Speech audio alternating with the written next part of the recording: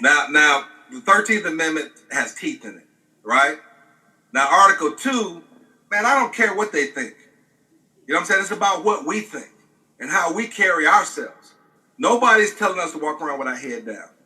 So what you think on 3, that's your problem. You already know better than that, right? Right. But, so I don't care what they think. It's irrelevant. What's irrelevant is how we conduct ourselves. Just like I mentioned before. We own this land. This is business. Pay us what you owe us. If they paid us, they'll be bankrupt. Brother Claud, I would submit to you that the majority of black people, the majority of African Americans in this country also believe in white supremacy. And as long as they do, we will be where we are. Well, that's what the whole point is. I don't think they believe in it. They subjected themselves to it. They allowed themselves to be subjected to it. You know what I'm saying? Because they see no way out. They came in and they gutted our whole leadership. You know what I'm saying? King and Malcolm X, and they killed artists, singing artists and stuff. They just obliterated us. And then they came in with their National Guards and they drugs and all that kind of stuff. And our preachers laid down. They didn't do anything. They didn't even like Dr. King. Remember, Dr. King was arch enemy number 1 against these black folks. But then after the struggle was won, then everybody come out the closet and reaping the benefits of it. But he was public enemy number 1. As a matter of fact, I put the video on my website on powerthroughunity.org, how they admitted the brothers that hung out with him, he was going to dinner with these brothers, admitted they conspired to kill Dr. King. Right? Right, but you said that after it was won, I submit to you that it wasn't won. What was won? What did I say? After the struggle was won. What's the civil rights struggle? Yeah. But when no, it wasn't won, man. They duped us, man. They duped us. They did. It was a sham. Because we're fighting the same battle that we were fighting in 1960. No, I don't think I said it was won. It was a sham, right? But the thing is that it was an illusion of inclusion. You know what I'm saying? And we think that piece of paper is gonna make it free. That's what I'm saying. I don't care what they think. It's about us, how we conduct ourselves, because we control the narrative. You know what I think would be a good question for the audience for next week? If they would think about it.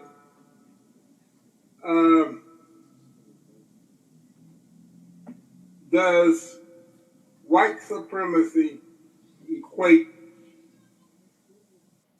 with black nationalism?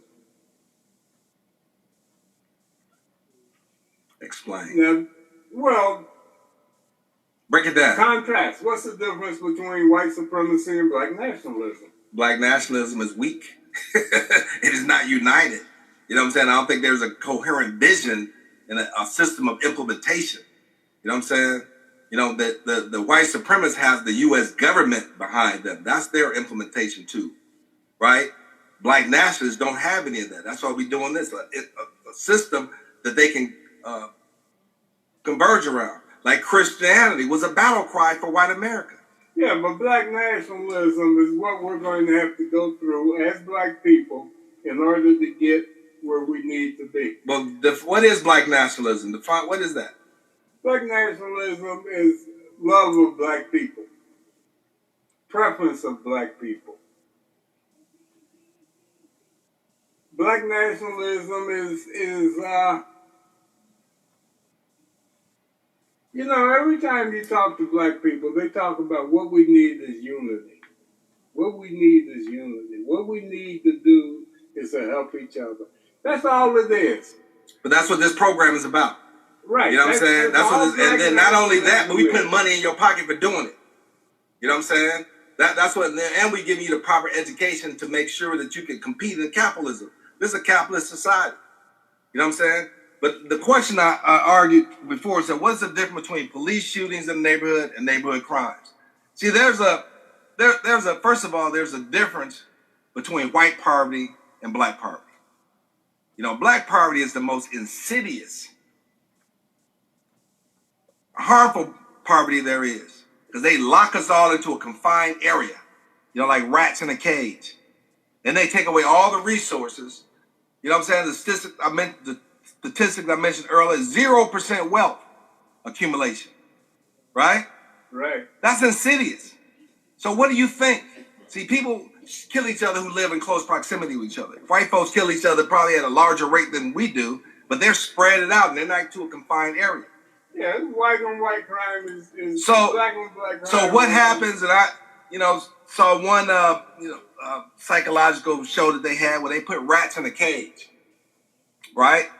They fed them and stuff and kept everything cool in the environment. They was having babies. They were very caring and nurturing parents, right? But as soon as you took those resources away, they start eating the kids and fighting among each other. That's what they've done. It's insidious. They've done everything. But the thing is that we're like it's like you're in a flowing stream, right? You have access to a flowing stream, but your bucket has holes in it. So back at your ranch or farm, it's a drought because you can't get the irrigation and water there. And then you going to get it, it's right there out the door, but you can't get it because your bucket got holes in it. And you can't think to plug the holes in the bucket. There's plenty of resources that are there that's flowing around you, but you don't have the sense to plug up the holes in your financial bucket. Well, $1.3 trillion spent outside our communities. Why do you think we struggle? You make $100 a week, a man make $100 a week and bring home less than $1. The wife ain't gonna stand for that. Kids ain't gonna stand for it.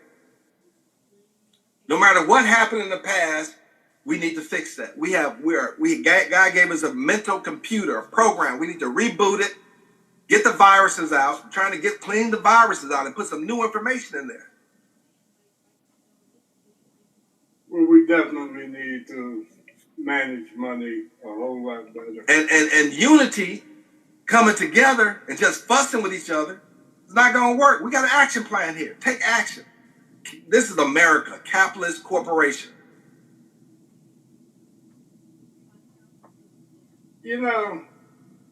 Black people have the most wealthy resource in the world, which is Africa. Yet, everybody's trying to get into Africa, and educated blacks are trying to get out of Africa. And people are glad to see them go, so that they can go in and exploit the continent. Again, another round of exploitation. We have the richest continent, the poorest people. If Africa was strong, they wouldn't dare treat African Americans the way they do. Well, I kind of, first of all, America, this continent, is most of the black people are already here.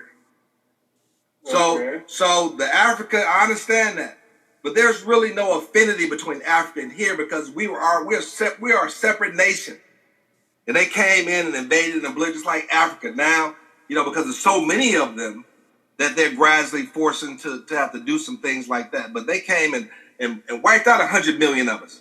You know what I'm saying? Right off the bat. See, our ancestors in cold blood murdered and just took over, just kicked them out of their houses and just moved in, stole the land and so forth. So this is a separate nation. You know what I'm saying? This is a separate nation. So we have to start acting like a nation. And we have to look at economic interests because in the original BC period, when the pharaohs, and we're going to talk about that, in that scroll I showed you, we were already global travelers. So that a lot of that immigration, and then the pharaoh that knew not Joseph and stuff. A lot of those, they talk about the lost 10 tribes. Those tribes came in boat. They were here. We were already here.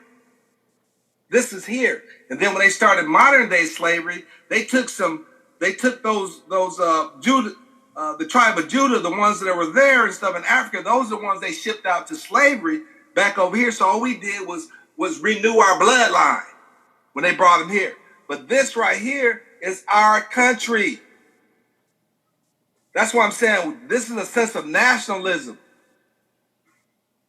See, we don't, that part is not in our history. We keep saying go back to Africa and stuff like that. Of course, right? That's our ancestral bloodline. That's our ties and so forth. And then because they're waiting for us to come save them, a lot of them. And until we get ourselves together and understand who we are, the world is going to keep going down the toilet. So first of all, we need to understand that not everybody came from Africa. Because only 1/3 of the blacks were enslaved. The freed slaves fought the blacks that were free fought to free their enslaved brothers. So we have to change and expand the narrative. And we, like I said, 90% of that crap they taught us is not true. Not true. And of course they didn't want you to find out that this is your land. So they they would take the slaves and ship them from one part to another part of the country, and then when they then tell them that they came from Africa. You know what I'm saying? Or send some to Europe and Africa and then come back and say, you from Africa. And they play that game. And a lot of the history is just straight up lies. If they couldn't lie about it, they just made it up. Claud, you know, the problem now is global. But we got to fix our house first before we understand. I'm with that. But we can't jump over we can't put the cart before the horse. If we get ourselves together and get our house together, the global first person I hit was Haiti. Let's get Haiti. Because they should be our heroes. They should be our idols. Because they're the first ones that fought and freed themselves, but then they got punished. And France needed to get that money back. The reparations, they bled them dry and made them poor. And so forth like that. So if we get our house together here, you know what I'm saying? We can, Brazil, Haiti, the whole South America, Africa, and go back and build houses and build the electrical grids, schools. Instead of making war valuable, we can make peace valuable. Because it depends on what your interests are. So if we do this here, then because black folks together did the numbers and stuff, we're the third right under the count as far as economics. We're the fourth largest nation, you know what I'm saying, in the world. And behind the state of California as far as budget, for as total resources go. But if we compare it to Africa, we're number one. As far as total wealth, we're the wealthiest blacks on the planet. Right? So we get ourselves together, brother. You know what I'm saying? And then the United States of Africa, what they playing with, 53, we can interject some good knowledge and blood there, because we can take that knowledge and make the continent of Africa great, truly great, because they carving it up, they send it to another round of colonialism. See? Because somehow we lost, so we come there, we get our house in order first, get our mind right. Then what you're saying can happen. But it's not going to happen until we can't jump to step 3 before we deal with step 1. You know, we had a chance to do that. Pull up Africa. It was called Liberia, and it was a disaster. Because it was white man. It was a scam. You can't do that with no resources. And all of a sudden, why did they do that? Because they didn't do what they promised they was going to do. They withheld resources. They had it go downhill. So you got to support it. Just like our politicians, we elect them and then forget about it. No, but the thing in Liberia was the black people that were sent over there treated the blacks that were there just like the white people treated the blacks. Because that's the system they set up. Remember the Rwandan war? Right. The Tutsis against the Hutus. Hutus. Two black people, you know what I'm saying? They set it up so they start fighting each other. It's the same thing, yeah. Or they have different features. It's manipulation. So that's why we have to start thinking properly. You got in India, you got Pakistan, and the other, they trying to drop bombs on each other. So who do you think is at the root of that? Well, of course, white supremacy is at the root of And all of it. So we